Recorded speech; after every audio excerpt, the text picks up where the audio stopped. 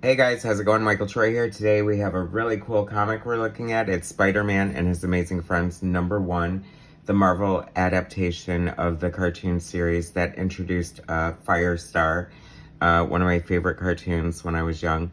Um, Spider-Man and His Amazing Friends. This is a one-shot. They didn't do a series, so I was really excited when it came out because I loved the cartoon, and this is the first appearance of Firestar in the Marvel Universe. So I would imagine this has to be worth a little something. Of course, a little wear and tear on the spine, but when I was a kid, I didn't give a crap. Comics were for reading and source material to look at while I was practicing my art. So there you go. Could be worse, I guess. Very interesting. I want to say, I'm not 100%, but I feel like John Romita Jr. did the actual design for her costume, um, which could be true or not, because which would kind of explain why he did the cover here. The cover's by John Romita Jr. and Al Milgrom. Um, uh, but then again, it could have been someone on the show who designed her. But I love the hand lettering on the cover. Oh my gosh, I love like the little chainmail or scales of the Green Goblin's costume added to the logo. That's like such a personal touch that I love to see in comic books. So adapted from the original screenplay by Dennis Marks. Okay, so this was an actual episode. Pencils, Dan Spiegel, inks, Vincent Coletta. Not happy to see that, but it's funny, I have a new appreciation for Vince Coletta's art. I used to hate his inks. I feel like he's destroyed a lot of people's pencils.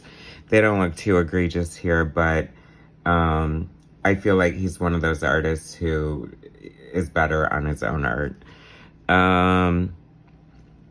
Let's see. It's interesting. I just had this conversation with somebody this morning. Spider-Man's costume is supposed to be red and black, and the blue you always see is like the highlights.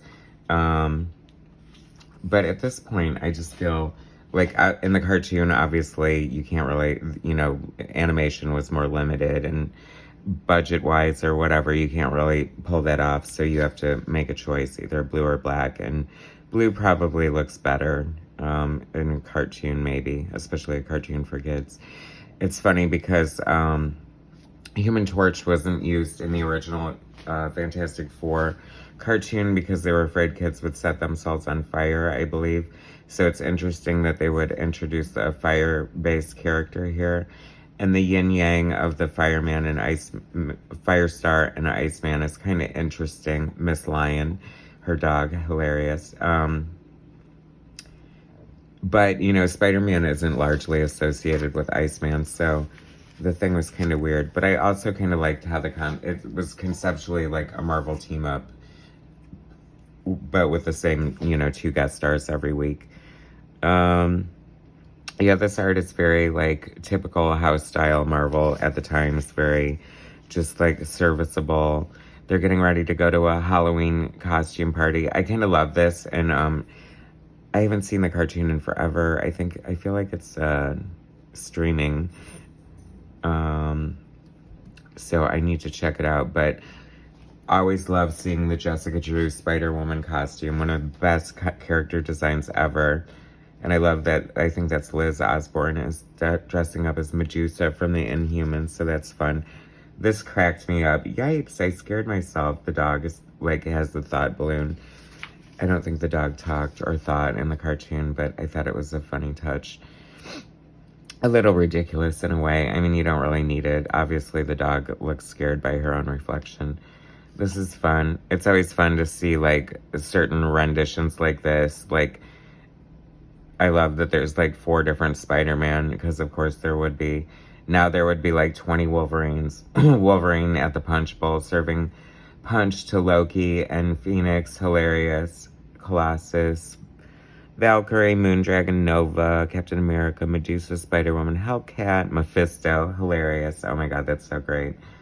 I'm guessing that's Daredevil and Black Widow and Angel. Oh yes, so the champions are kind of hanging out there. Is that Red Skull, which was also hilarious. This is like the dance that I want to go to.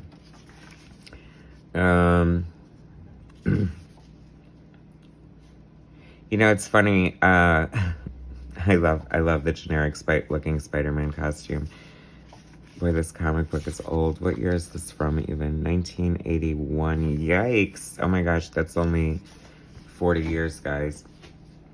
No big deal, right?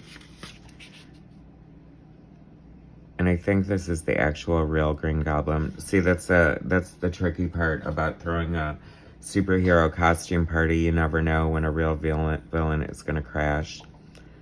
I love Firestar. I wish, I mean, is she even involved in the Marvel Universe anymore? So after this, her first appearance, I think she was in X-Men like 193.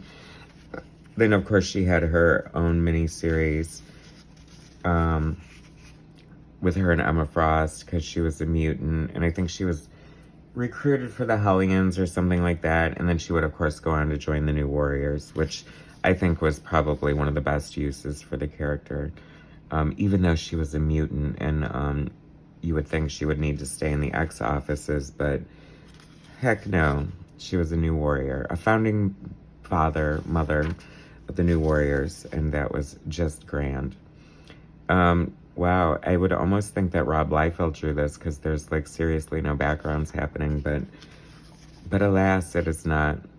I was so in love with like the sound effects of this cartoon. Like just looking at this, I can hear and you can't even like mimic it with your mouth, the dwing or something like that. The sound effect that the Iceman's powers always made.